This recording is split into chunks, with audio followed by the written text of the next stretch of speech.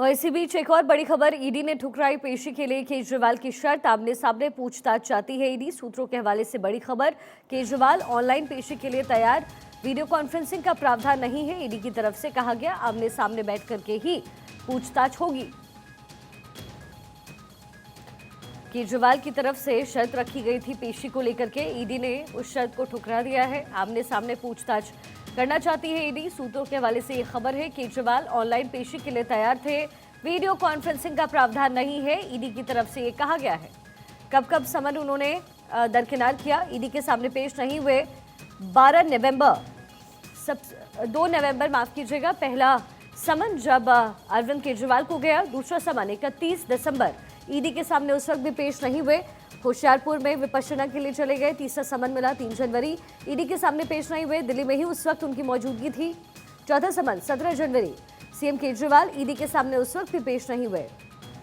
5वां समन मिला 2 फरवरी को, ईडी के सामने फिर से पेश नहीं हुए केजरीवाल। छठा समन मिला 14 फरवरी को, उस समय भी केजरीवाल पेश नहीं हुए। छठा समन 14 फरवरी, उस समय भी अरविंद केजरीवाल पेश नहीं हुए। फिर आया 7वां समन 22 फरवरी को, एक बार फिर से वो पेश नहीं हुए और अब कह रहे हैं कि सशर्त वो ईडी से बातचीत करने को तैयार हैं। यानी कि अगर वीडियो कॉन्फ्रेंसिंग के जरिए अरविंद केजरीवाल से ईडी की टीम पूछताछ करे तो फिर उस पर अरविंद केजरीवाल सहमत है, लेकिन ईडी की तरफ से ये प्रतिक्रियाएं है कि ये हो नहीं सकता। अच्छा, शराब नीति घोटाला क्या है ये भी आप समझ लीजिए, जिसमें ईडी पूछताछ करना चाह रही है। 17 नवंबर 2021 से नई एक्साइज पॉलिसी लागू हुई, उसके बाद कारोबार पूरी तरीके से निजी हाथों में सौंपा गया। ये वो घोटाला जिसमें अरविंद केजरीवाल का नाम है, जिसमें पैसे के लेन देन की बात हुई है, मनी लॉन्ड्रिंग का मामला सामने आया था। दिल्ली में 32 जोन, एक जोन में अधिकतम 27 दुकानें। ये शराब नीति घोटाला है जिसमें अरविंद केजरीवाल का नाम। दिल्ली में शराब की कुल 849 दुकानें खुली उस समय। ये 2021 का जिक्र हम कर रहे हैं। नई पॉलिसी में माफिया राज खत्म करने का तर्क दिया गया, जिसके तहत ये फैसला लिया गया। नई पॉलिसी से राजस्व में नुकसान हुआ और भारी नुकसान था।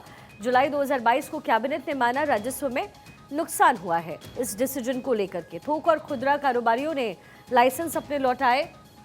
पहली तिमाही में राजस्व 37.51% कम था। हर महीने राजस्व में लगभग 194 करोड़ की कमी आई।